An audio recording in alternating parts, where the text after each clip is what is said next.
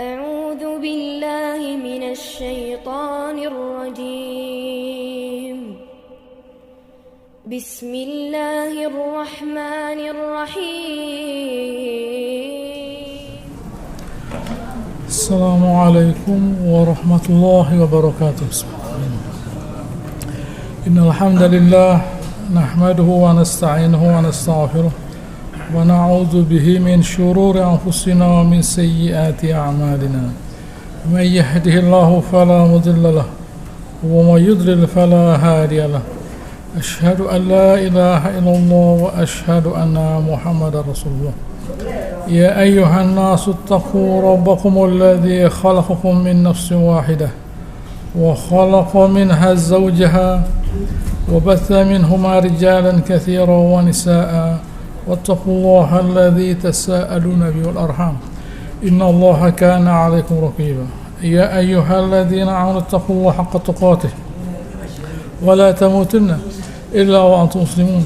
يا أيها الذين آمنوا اتقوا الله وقولوا قولا سديدا يصلح لكم أعمالكم ويغفر لكم ذنوبكم ومن يطع الله ورسوله فقد فاز فوزا عظيما. أما بعد فإن أصدق الحديث كتاب الله وخير الهدي هدي محمد صلى الله عليه وسلم وشر الأمور محدثاتها وكل محدثة بدعة وكل بدعة ضلالة. Alhamdulillah, hari ini kita melanjutkan membahas Nabi Zakaria yang Allah Subhanahu wa taala ceritakan dalam surat Ali Imran bahwa saat beliau melihat bagaimana Maryam begitu mudahnya mendapatkan makanan tanpa ada usaha, sedangkan dia berada di mihrab, yang itu akhirnya mengilhami Nabi Zakaria untuk memohon kepada Allah Subhanahu wa taala. Pada ayat 38, a'udzu billahi minasyaitonir rajim, hunalika da'a Zakaria rabbah. Hunalika, saat itu pula Nabi Zakaria memohon kepada Allah Subhanahu wa taala. Apakah Nabi Zakaria itu tidak pernah memohon kepada Allah Subhanahu wa taala? Tentu selalu memohon. Tetapi Nabi Maryam mendapatkan makanan tanpa ada sesuatu yang menyebabkan barang itu datang, misalnya usaha. Tidak ada usaha sama sekali, tiba-tiba ada di situ. Anna laki hadza, dari mana ini kok bisa berada di sini? Qalat huwa min indillah, dari Allah Subhanahu wa taala. Dengan demikian Nabi Zakaria melihat hal tersebut, dia berdoa kepada Allah Subhanahu wa taala. Qala rabbi habli min ladunka dzurriyyatan thayyibah innaka sami'ud du'a. Ya Allah, berilah saya habli. Bukan rezeki, bukan. Habli. Berilah saya, karuniakan kepada saya keturunan yang baik. Dia tidak minta rezeki materi, tidak. Tapi dia minta kepada Allah Subhanahu wa taala diberi anak yang baik. Kenapa?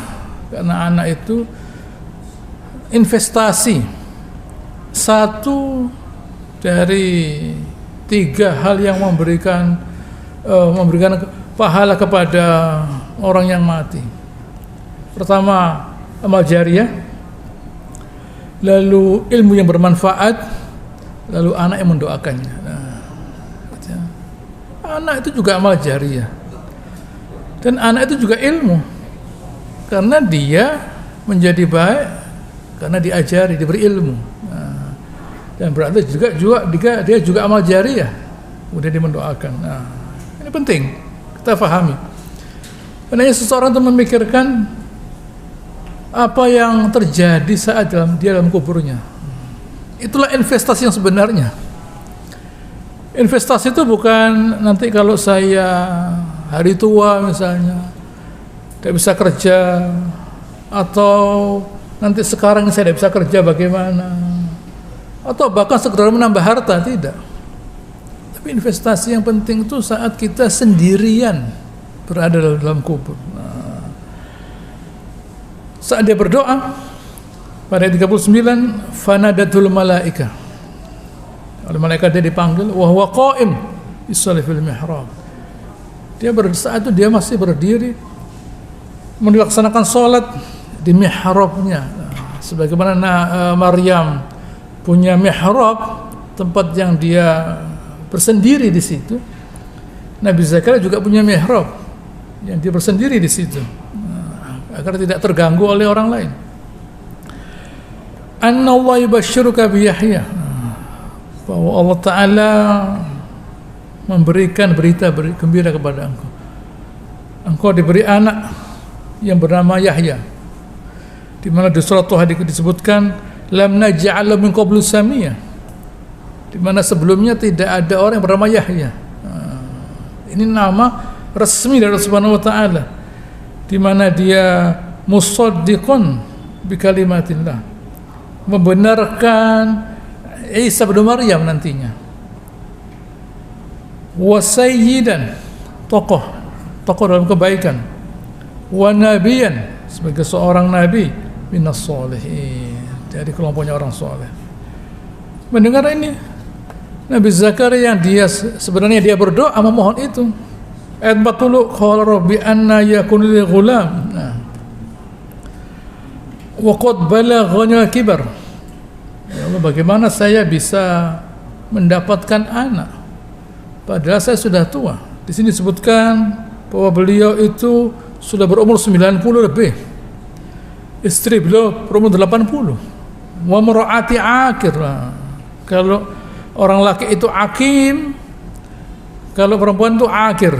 Nah, akim sudah tidak bisa punya anak karena sudah tua. Akir sama orang perempuan tidak bisa punya anak karena sudah tua. Bagaimana loh? Aneh. Dia berdoa memohon kepada Allah Ta'ala, tapi waktu doa itu dikabulkan, tidak percaya dia. Waktu dia berdoa, dia menggunakan iman. Waktu dia menerima hasilnya doa, dia pakai akal. Waktu seseorang itu berdoa, Nabi Zakaria berdoa, dia pakai iman. Dia berkeyakinan Allah Ta'ala bisa memberi saya anak. Tetapi waktu Allah Ta'ala memberikan jawaban, dia menggunakan akalnya. Menurut saya tidak bisa ini. Menurut akalnya. Lah tadi pakai apa? Tadi pakai iman. Waktu berdoa dia pakai iman. Waktu melihat hasilnya, dia pakai akal. Kenapa? Karena menurut pikirannya, menurut pikiran, itu tidak terjadi. Oh, jadi bagaimana? Jadi kalau begitu Allah Ta'ala itu harus mengikuti pikiran kita, begitu. Gitu ya. Jadi kalau begitu Allah Ta'ala harus sesuai dengan akal kita. Ya tidak bisa. Allah Ta'ala tidak perlu mengikuti pikiran kita. Dan kita pun, akal kita tidak bisa mengikuti ilmunya Allah Ta'ala. Allah Ta'ala tidak perlu mengikuti kita, dan kita pun tidak mampu mengikuti ilmunya Allah Ta'ala. Jadi bagaimana? Pakai iman, pakai keyakinan. Keyakinan itu kita kerjakan saat kita memang sudah tidak bisa lagi menggunakan pikiran kita. Begitu ya. Apa di Quran itu ada definisinya sabar? Saya tanya. Apa ada di Quran definisinya sabar? Sabar itu begini. Tidak ada. Syukur itu begini. Tidak ada. Takwa itu begini. Tidak ada. Coba saya tanya definisinya sabar itu apa? Tidak ada. Allah mengatakan yang sabar. Lah ya, sabar itu apa? Tidak ada definisinya. Lalu takwa tidak ada definisinya. Gambarannya saja ada. Begini gambarannya loh. Bukan saya tidak tanya gambarannya. Sabar itu apa? Tidak ada definisinya. Karena itu rasa. Sabar itu rasa, bersyukur itu rasa, senang itu rasa. Takwa itu rasa. Takwa kok saya tidak bisa melakukan perbuatan ini. Loh, tidak apa-apa ya, tapi hati saya tidak bisa. Saya harus sholat. Saya tidak bisa meninggalkan sholat. Nah, itu bertakwa dia. Nah, itulah iman. Nah, lalu sabar. Sabar itu ya saya harus menerima. Nah, ya, saya merasa. Lalu Anda tidak marah ya? Bagaimana ya? Nah, bagaimanapun saya harus sabar katanya dia. Ya, saya harus sabar, harus mau menerima ini semua, sabar. Ya. Saya harus berterima kasih pada Subhanahu wa taala. Gitu ya. Saya merasa bahagia dengan nikmat yang Allah taala berikan kepada saya. Apa bahagia itu? Enggak tahu. Saya merasa senang pokoknya. Rasa yang saya rasakan. Sabar itu apa? Nah, saya merasa perlu menahan diri dari segala hal yang berbahaya. Nah, jadi saya harus menahan diri. Sabar begitu. Itu yang terjadi. Nah, di sini Nabi Zakaria waktu dia memohon, imannya yang mendorongnya. Waktu dia menerima, dia menggunakan pikirannya. Pikirannya tidak bisa menjawab. Nah, bagaimana ini? Qala kadzalika Allahu yaf'alu ma yasha. Wahai Zakaria, begitulah Allah taala mengerjakan apa yang Dia kehendaki. Tidak bisa ditanya Allah Subhanahu wa taala. La yus'al amma yaf'alu yus'alun. Allah taala tidak bisa ditanya dan mereka lah yang ditanya. Ayat 41, qala rabbi ij'alli ayah. Ya Allah, berilah saya itu tanda. Untuk apa tanda itu? Ya, untuk meyakinkan bahwa doa ini terlaksana. Tidak hanya saya diberitahu oleh malaikat Jibril, tapi saya yakin bahwa doa ini terlaksana. Begitu ya, bagaimana? Diberi anak pada waktu saya sudah tua. Ya sudahlah, mungkin saja orang tua bisa punya anak, tidak masalah. Gitu ya, orang tua bisa punya anak itu tidak masalah. Ada seorang miliuner, umur 89 tahun dia, umur 90 katakan. Dia kawin dengan seorang perempuan berumur berapa? Punya anak dia, bisa. Tapi berapa tahun kemudian meninggal dia, selesai. Tapi istrinya dapat warisan. Maksud dia kalau orang laki, yang tidak bisa itu orang perempuan. Sulit, karena dia pabriknya. Karena dia pabriknya harus dalam keadaan optimal, tidak bisa. Jadi Nabi Zakaria kepingin diberi tanda bahwa doa itu terlaksana. Baik, qala ayatuka alla tukalliman nas 3 ayyam. Tandanya kamu tidak bisa berbicara dengan manusia selama 3 hari. Illa ramzan, memberi syarat saja. Oleh karenanya bagaimana? Wa dzkur rabbaka katsiran wasabibil 'ashyi wal ibkar. Lihat di sini. Sebagai bentuk rasa syukur, gunakan waktu yang Allah Ta'ala berikan kepadamu dengan banyak mengingat Allah Subhanahu wa Ta'ala, dengan banyak bertasbih baik petang maupun pagi hari. Begitu. Dia tidak bisa mengerjakan apa-apa, tidak bisa berbicara. Jadi bagaimana? Waktu yang ada gunakan untuk bersyukur. Betul. Ini pelajaran dari Allah Subhanahu wa Ta'ala. Allah Ta'ala itu tidak mengharuskan kita cari rezeki. Bisa kok rezeki itu datang. Apa yang kita kerjakan kalau rezeki itu datang?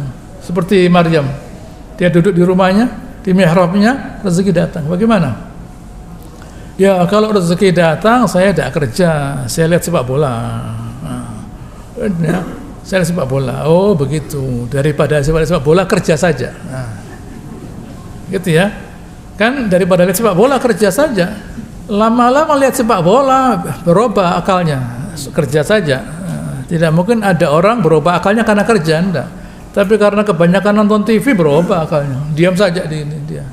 Tapi kalau kerja, nyetir mobil, ngangkat barang, bergerak otaknya, sehat dia. Kalau kita itu diam berzikir, sehat otak kita. Datang rezeki tidak apa-apa. Tapi kalau kita tidak yakin rezeki itu datang, dengan yakin pada Allah Ta'ala, silahkan diisi waktunya dengan kerja saja. Kalau tidak mampu yakin, kerja saja. Kan tidak mampu yakin, tidak apa-apa toh. Tidak yakin bahwa rezeki itu datang dengan sendirinya. Yang saya yakini rezeki harus dicari. Ya, silakan dicari. Ya, silakan dicari. Saya yakin rezeki harus dicari. Silakan. Begitu ya. Sebab kalau kita itu dapat rezeki tanpa keyakinan bahwa rezeki itu datang tanpa usaha, cari saja rezeki itu. Kalau kita yakin, saya yakin rezeki itu datang tanpa usaha. Kenapa? Karena saya tidak bisa cari rezeki, karena saya sakit. Begitu ya. Bukan saya sehat, saya punya toko, saya punya ilmu atau saya punya ilmu, lalu saya tidak kerja, itu salah. Tapi kalau saya punya ilmu, saya bisa kerja, ya kerja. Saya punya toko, jangan ditutup, buka saja tokonya lah. Jangan meninggalkan toko lalu ibadah, jangan. Ada toko, buka saja. Nah, karena kita tidak mau jadi Imam Nawawi, Imam Syafi'i, tidak bisa. Nah, kita itu sudah diproyeksikan untuk cari rezeki. Nah, adapun orang yang diproyeksikan oleh Allah Ta'ala untuk cari ilmu, tidak bisa buka toko dia. Nah, kita disuruh buka toko tidak bisa, memang dia harus baca, kerjanya dia baca. Nah, kalau yang punya toko buku jangan baca. Nah, kalau yang punya toko buku baca, yang beli buku siapa? Nah, saya tidak ke toko, saya baca buku di rumah. Lah yang nunggu ustadznya nunggu di depan tokonya. Tokonya tutup. Oh ya jangan. Nah, tapi saya mau baca buku, nanti malam saja di rumah baca bukunya. Nah, malam di rumah baca bukunya. Nah, atau sambil baca buku ada pegawainya yang melayani lah. Kalau dia tokonya ditutup, baca buku di rumah, jangan. Atau punya warung, tidak mau buka warung, jangan. Memang Anda sudah diproyeksikan Allah Subhanahu wa taala untuk dapat rezeki dengan cara begini. Kalau ini tidak ada, baru ya Allah, saya tidak bisa cari rezeki ya Allah. Tokonya tutup, dan sebagainya, dengan sekian banyak alasan terjadi, saya pokoknya hasilnya saya tidak bisa cari rezeki lah. Nanti rezeki datang dengan segala keyakinan, tapi kita isi dengan menyebut nama Allah Subhanahu wa taala sebagai bentuk rasa syukur. Pada ayat ke-42, sekarang kita pindah kepada Maryam. Wa idh qalatil malaikah ya Maryamu innallaha astafaki. Wahai Maryam, Allah Subhanahu wa taala memilih engkau sebagai seorang ibu seorang nabi. Wa tahharaki, kamu disucikan dari haid, ala nisa'il alamin. Di sini Ibnu Katsir membawa beberapa hadis yang boleh kita baca dari Abu Hurairah bahwa Rasulullah sabda, khairun nisa'i raqibnal ibil nisa'u Quraisy. Orang perempuan yang paling mampu menaiki unta, menunggangi unta adalah perempuannya Quraisy. Wa ahnahu ala walad fi saghrihi war'ahu ala zaujin fi dzati yadihi. Dan mereka itu adalah orang perempuan Quraisy yang paling dekat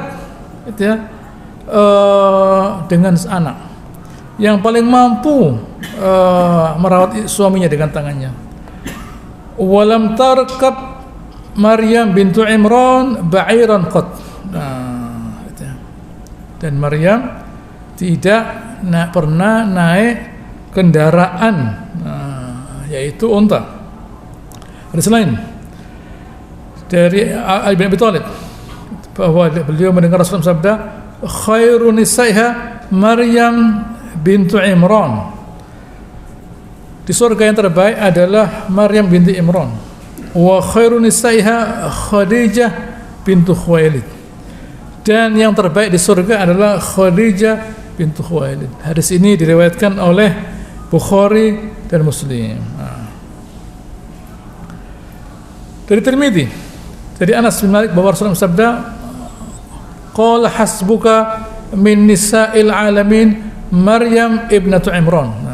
Cukup buat engkau, orang perempuan yang terbaik di dunia ini adalah Maryam bintu Imran pertama. Wa Khadijah wa Asyah imra'atu Fir'aun, Asyah istrinya Fir'aun. Wa Khadijah bintu Khuwailid, Khadijah bintu Khuwailid istri Rasulullah SAW. Wa Fatimah bintu Rasulullah SAW. Dan Fatimah istri Rasulullah SAW. Begitu. Ada pula dari Ibn Jarir, di mana ada sebuah riwayat dari Bukhari ini bahwa Rasulullah SAW sabda, kamu la minar rijal kathir, orang laki yang sempurna itu banyak, dengan segala kesempurnaannya. Walam yakmul minas nisa illa Asyah imra'atu Fir'aun. Adapun orang perempuan yang sempurna adalah Asyah istrinya Fir'aun. Kemudian Maryam binti Imran, Maryam anaknya Imran. Wa inna fadla Aisyah ala nisa ka fadli tharid ala sa'ir ta'am. Kelebihannya Aisyah dibanding semua orang perempuan sebagaimana as-sarid, yaitu makanan yang gandum dan daging yang dicampur, itu seperti kelebihannya seperti dibanding dengan seluruh makanan. Nabi SAW tidak mengatakan bahwa Aisyah itu orang terbaik, tidak. Tapi agar menghibur Aisyah, dia katakan bahwa perbandingan antara Aisyah dengan seluruh perempuan sebagaimana as-sarid, yaitu makanan yang paling hebat dibanding dengan makanan yang lainnya. Jadi Nabi menggunakan kalimat yang enak didengar, ya, tanpa perlu menyinggung Aisyah istri beliau SAW. Baik. Apa nasihat Maryam Allah Nabi Jibril kepada Maryam? Ya Maryam uqnuti li rabbik. Wahai Maryam, kamu tunduk patuh kepada Tuhanmu. Gitu. Artinya taatlah kepada Tuhanmu. Qonata itu artinya berdiri yang lama. Wa qumu lillah qanitin, berdirilah yang lama untuk Allah Subhanahu wa taala. Lalu kemudian kata-kata qonata itu meluas. Artinya lama berdiri dan artinya pula taat pada Allah Subhanahu wa taala. Ya karena seseorang itu taat kepada Allah taala, waktu salat berdirinya lama, gitu loh. Gitu ya. Karena taat pada Allah taala, waktu salat berdirinya lama. Bukan baru Allahu Akbar sudah langsung ruku. Langsung sujud.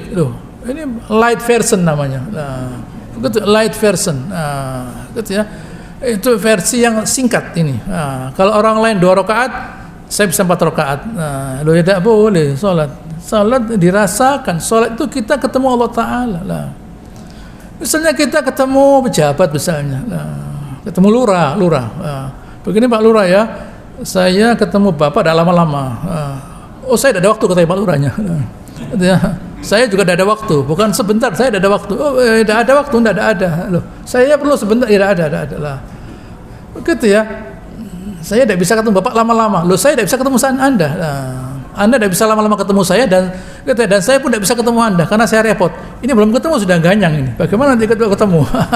Mestinya kan Pak, saya minta waktu agar Bapak bisa menemui saya karena ada yang mau saya sampaikan, karena Bapak adalah orang yang paling saya harapkan. Loh, pakai kalimat yang enak.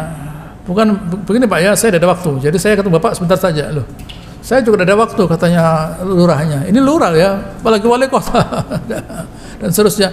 Ini Rabbul Alamin. Allah Ta'ala tidak dikasih waktu banyak loh. Kok berani? Itu yang saya heran. Itu yang saya tidak mengerti. Tidak bisa saya jelaskan, saya tidak ngerti. Kok berani ada seseorang sholat cepet-cepetan, kok berani lah? Itu yang saya tidak ngerti. Jadi saya bertanya kepada Anda sekarang, kok berani?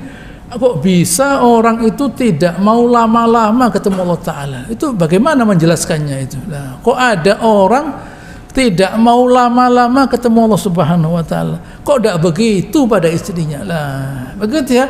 Kalau begitu pada istrinya, ditukarkan sama istrinya. Lah, Anda tidak mau ketemu saya juga tidak mau ketemu Anda. Lah, ya tidak usah lama-lama ketemu saya loh. Saya juga mau ketemu Anda. Lah, tidak boleh.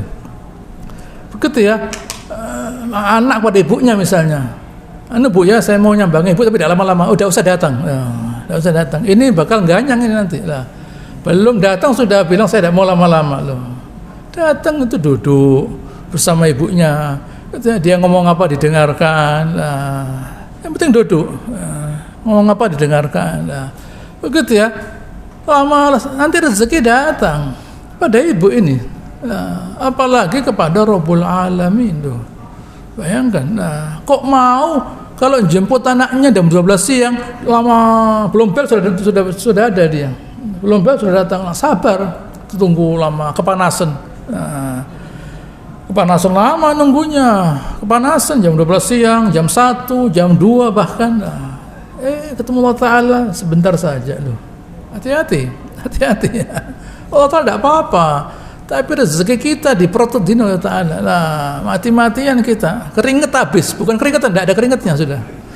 Oleh Ta'ala ditekan kita sampai keringet kita habis, langsing kita. Nah, begitu ya. mati-matian kita. Kita hati-hati. Allah Ta'ala bisa mempersulit kita. Jangan. Kalau ketemu Allah Ta'ala itu senang. Dengar azan senang ketemu Allah Subhanahu wa Ta'ala. Salat dinikmati karena ketemu Allah Ta'ala. Nanti rezeki Allah Ta'ala dibuka lebar. Semua urusan gampangkan, tidak ada kesulitan. Itu kesulitan banyak karena tidak mau ketemu Allah Ta'ala. Karena tidak mau ketemu Allah Ta'ala, segala kesulitan datang. Silahkan usahakan sendiri. Tidak boleh. Wasjudi, sujudlah. Warka'i. Kenapa Allah Ta'ala tidak mengatakan wasolli, sholat? Tidak. Uknuti itu artinya berdiri lama dalam sholat. Boleh diterjemahkan sebagai taat. Wasjudi, ya sujudnya yang lama. Sebagaimana Nabi kalau sujud lama. Warka'i, sebagai rukuk yang lama. Sebagaimana Nabi kalau rukuk lama. Dirasakan rukuk dan sujud merupakan bentuk ketundukan kepada Allah Subhanahu wa Ta'ala. Rukuk dan sujud merupakan bentuk ketundukan kepada Allah Subhanahu wa Ta'ala. Misalnya ada seseorang minta kepada kita, Anda sekarang tolong bungkukkan begini badan Anda, bungkukkan begini. Nah, kalau Anda mau bungkuk, 1 menit 100.000, 20 menit saya rukuk. Nah, 1 menit 100.000, saya mau rukuk 20 menit, bukan rukuk sebenarnya, membungkukkan saja 2 juta daripada saya kerja 1 hari mati-matian. Saya begini 20 menit pulang bawa uang 2 juta saya. Oh, jadi itu ukurannya. Wah, tidak beres kita orang itu. Kita ini tidak benar kalau gitu. Begitu ya. Oh, jadi ukurannya uang kalau begitu. Oh, tidak benar imannya. Kalau oleh seseorang diminta untuk membungkukkan yang lama, mau dia. Tapi kalau Allah Ta'ala tidak mau, itu ukurannya ya. Anda sekarang letakkan kepala di tanah, bukan sujud, letakkan kepala di tanah. 1 menit 100.000, 20 menit 2 juta. Saya letakkan kepalanya, meskipun geliing tidak apa-apa lah. Oh, jadi ukurannya itu uang ternyata selama ini. Oh, begitu loh. Begitu ya. Jadi begitu ukurannya itu Allah Ta'ala tahu loh ya.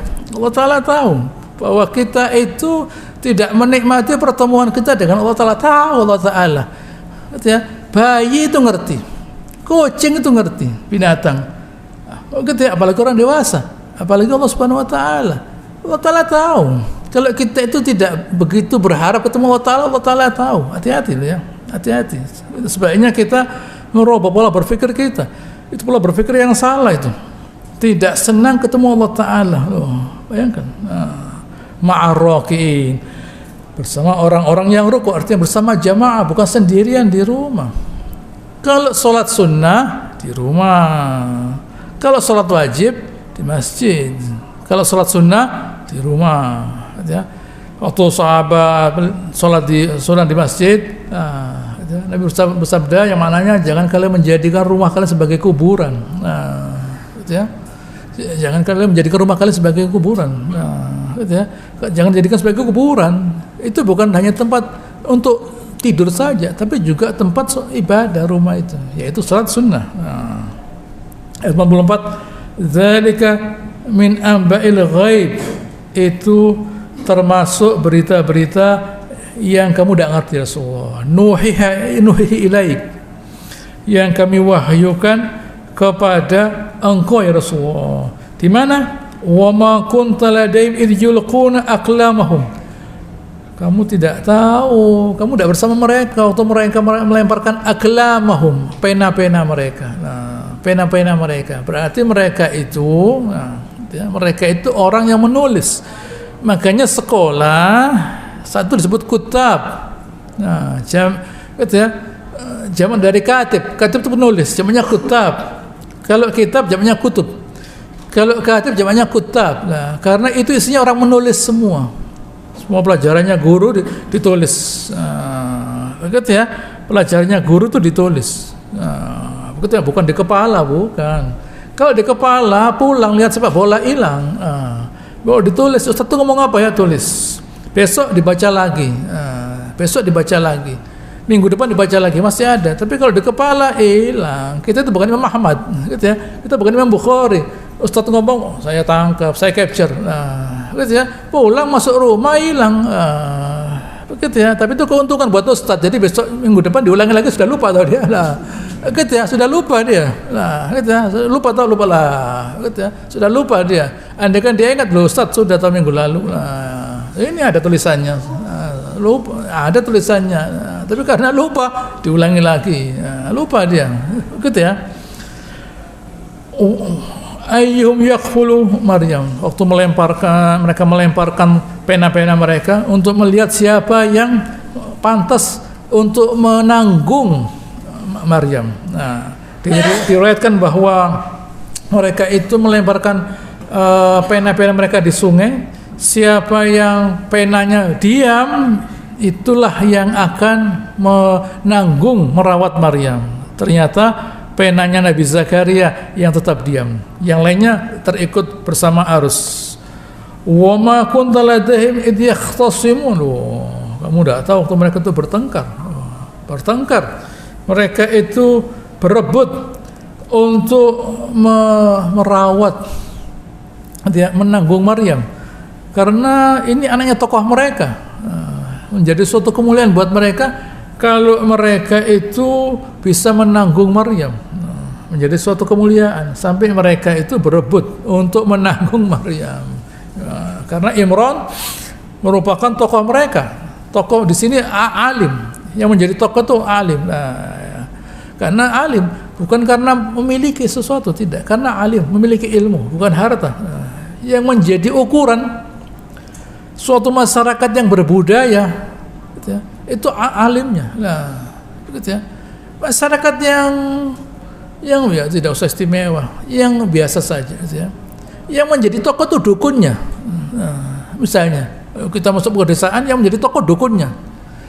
Meskipun dukun itu mengajarkan kejelekan, tapi dia tahu. Lah, ukuran tahu inilah yang menjadi dasar masyarakat yang berbudaya. Tidak boleh begini, harus begini, percaya mereka. Nah, adapun yang menjadi tolak ukur itu adalah materi. Nah, yang menjadi tolak ukur itu adalah materi. Nah, ya hanya segitu dia. Yang penting kepemilikan, keberadaan. Ada ini. Oh tidak. Yang penting itu ilmu. Ilmu itu apa sih? Yang sudah saya katakan aturan. Ilmu itu aturan. Jadi kalau suatu masyarakat itu memuliakan orang alimnya, berarti masyarakat itu butuh aturan loh. Kan gitu penjelasannya. Kalau suatu masyarakat itu memuliakan alimnya, berarti masyarakat itu butuh aturan. Berarti masyarakat itu punya aturan. Karena mereka berkeyakinan dengan aturan itu mereka mulia, bukan dengan materi. Dengan aturan mereka mulia. Nah, gitu ya. Sebanyak apapun materi, kalau tidak punya aturan tidak mulia. Ya. Sebanyak apapun materi, tidak punya aturan, tidak mulia. Dengan adanya aturan itu mereka mulia. Apa gunanya aturan? Agar tidak saling menzalimi. Itu perlunya aturan. Perlunya aturan itu agar tidak saling menzalimi. Begitu. Lanjutkan. Ya. Kemudian malaikat Jibril memberitahu. Ayat 45. Idz qalatil malaikah. Ini berita yang bagus juga. Ya Maryam, inna dibashiruki bikalimah minhu ismuhu al-Masih Isa bin Maryam. Wahai Maryam, Allah Subhanahu wa taala memberi engkau dengan suatu hadiah, dengan suatu kalimat, suatu keputusan. Apa? Kalimat dari Dia, dari Allah Subhanahu wa taala. Apa isinya? Seorang anak yang namanya Al-Masih. Nah, gitu ya, disebut Al-Masih karena dia selalu, gitu ya, kalau dia itu mengusap sesuatu, orang sakit sembuh. Barang itu diusap ada barokahnya, memberikan keberkahan tangannya itu. Gitu ya. Karena dia memberikan keberkahan dengan tangannya disebut Masih. Kalau Dajjal karena matanya tertutup. Matanya tertutup, Dajjal itu al-mamsuh karena matanya itu hilang. Itulah Dajjal. Nabi Isa tidak, karena tangannya yang bisa mengobati segala sesuatu, disebut al-Masih Isa ibnu Maryam. Wajihan fid dunya wal akhirah. Wajihan, Dari kata wajah. Dari kata wajah. Yang mulia dari seseorang itu wajahnya. Wajahnya yang mulia. Karena wajah ini merupakan representasi dari pribadi seseorang. Gitu ya. Wajah ini merupakan representasi dari wajah seseorang. Nah, oleh karenanya wajah ya, harus di make up supaya tidak kelihatan aslinya. Nah, gitu ya. Kemanten di make up supaya tidak kelihatan aslinya. Nah, gitu ya. Kalau kelihatan aslinya, wah repot. Nah, bisa berdampak sistemik nanti. Nah, gitu ya. Jadi diberi segala macam supaya wah kelihatan cantik. Nah, gitu ya. Wajah ini merupakan representasi dari seseorang, karena pada wajah ini terkumpul sekian banyak saraf yang tidak ada di anggota tubuh lainnya. Terlihat bagaimana orang itu senang, marah dan sebagainya.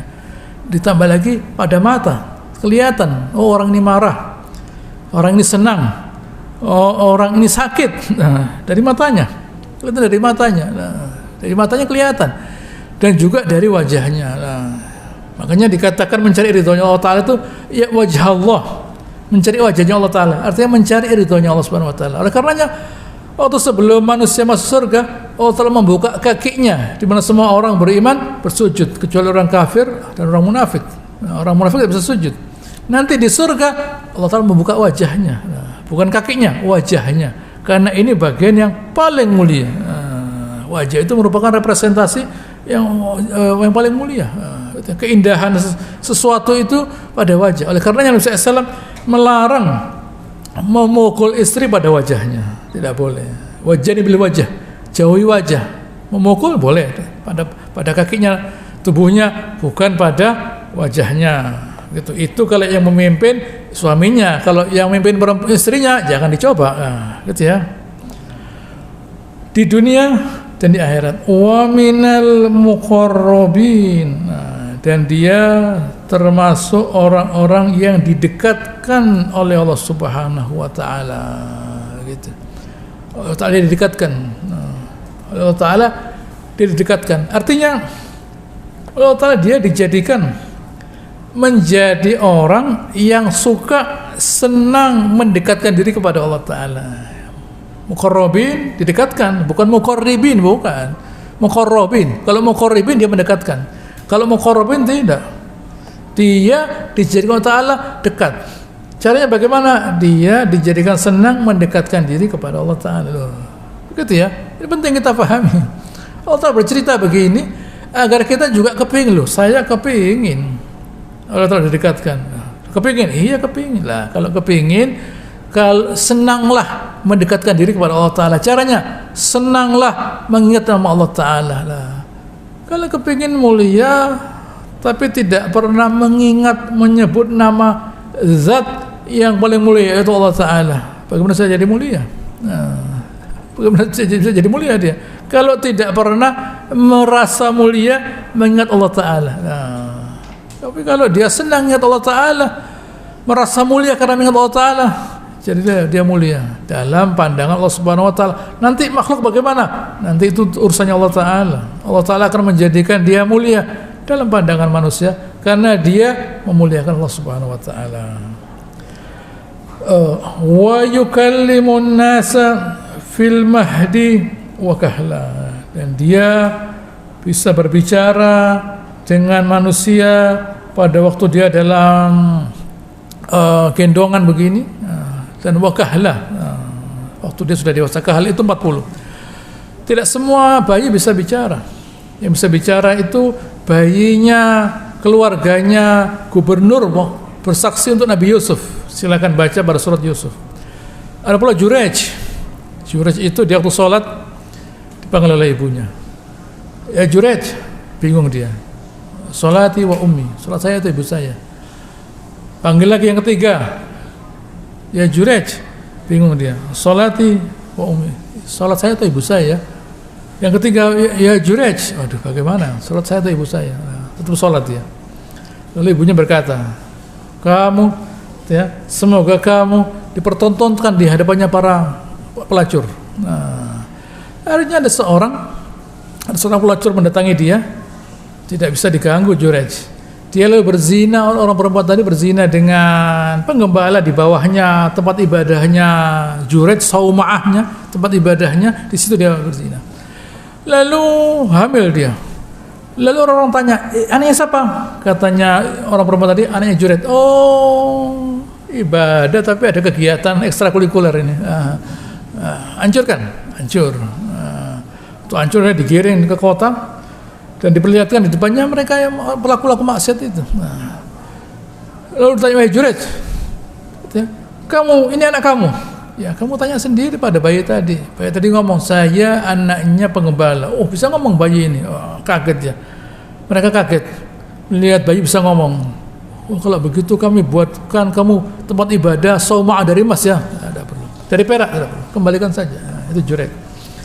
Lalu ada lagi Masyitah yang menyisir. Masyitah itu Masyitah yang menyisir anaknya Fir'aun.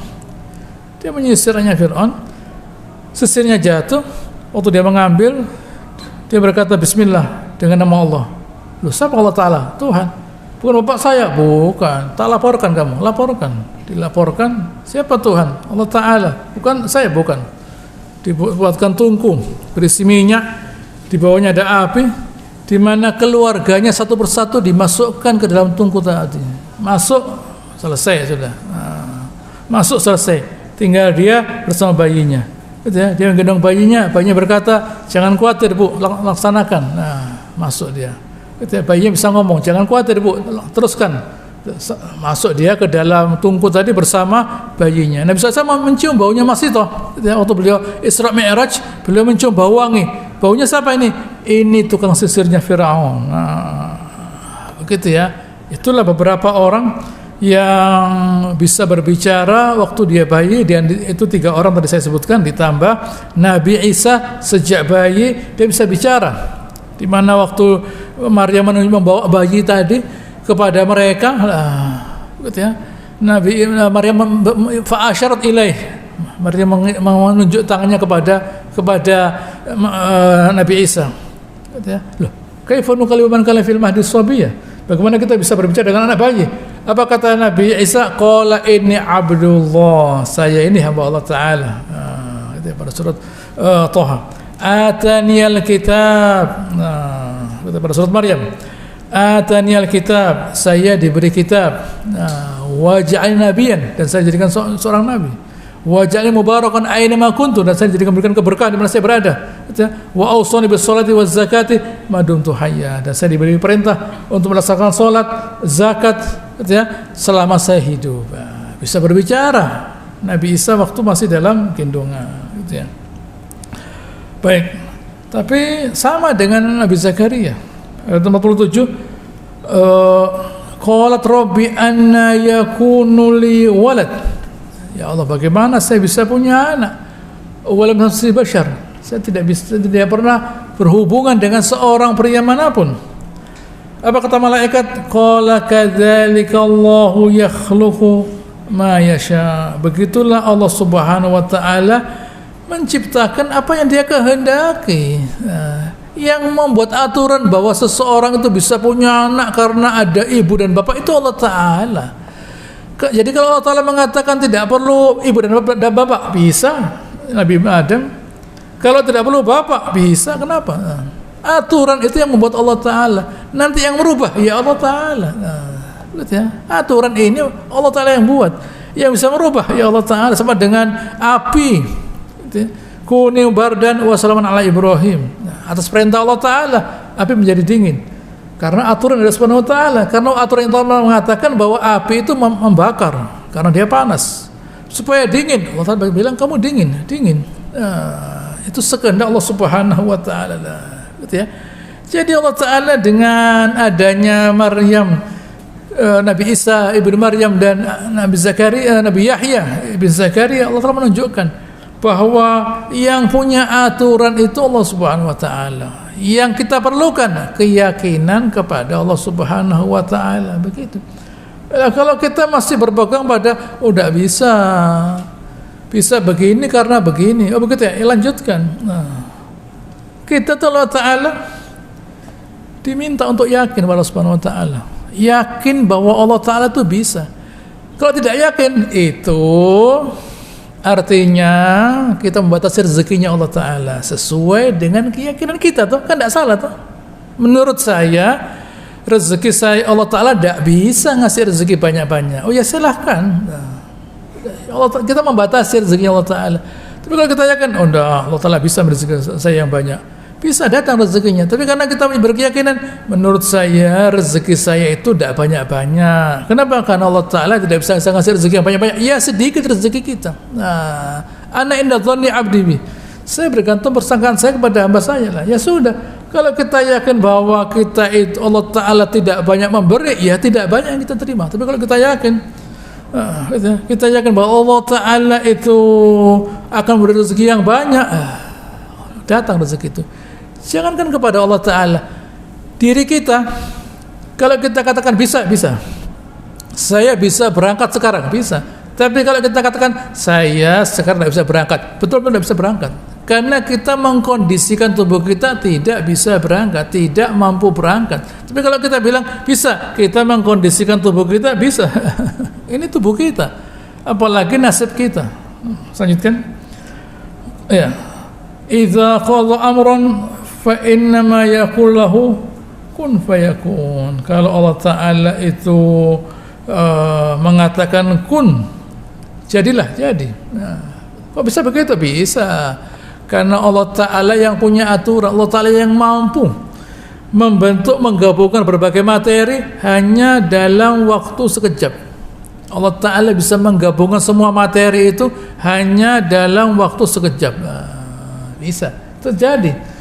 Allah Ta'ala mengatakan jadilah jadi, karena Allah Ta'ala bisa menggabungkan semua materi penunjang terciptanya suatu makhluk, terbangun dalam waktu singkat.